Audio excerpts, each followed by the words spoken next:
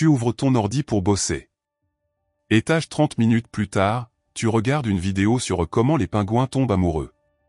Tu procrastines. Encore. Mais, et si ce n'était pas de ta faute? Et si ton cerveau était programmé pour ça?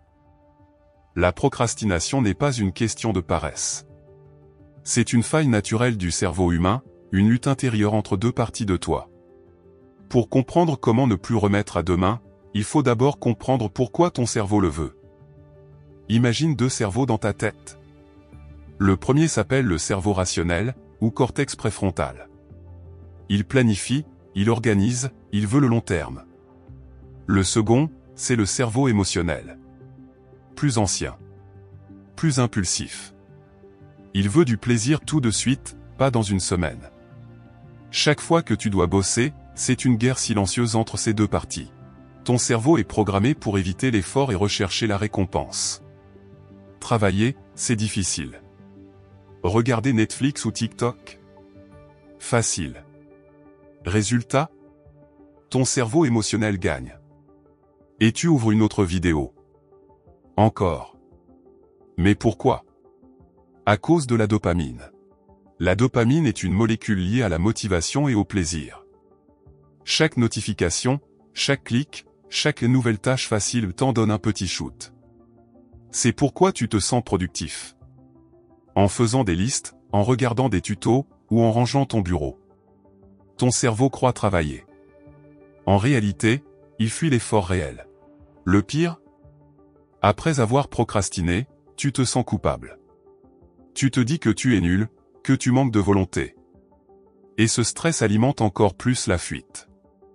Résultat, tu ouvres une autre vidéo, pour oublier que tu procrastines. C'est un piège mental. La solution? Ce n'est pas de se forcer. C'est de tricher avec son cerveau. Voici 3 stratégies efficaces, validées par la science cognitive. En premier, nous avons le minuteur des 5 minutes. Commence par 5 minutes. Ton cerveau pense que c'est facile, et une fois lancé, tu continues souvent bien plus. En seconde, nous avons la méthode du premier pas. Ne te dis pas « je dois réviser 4 heures ».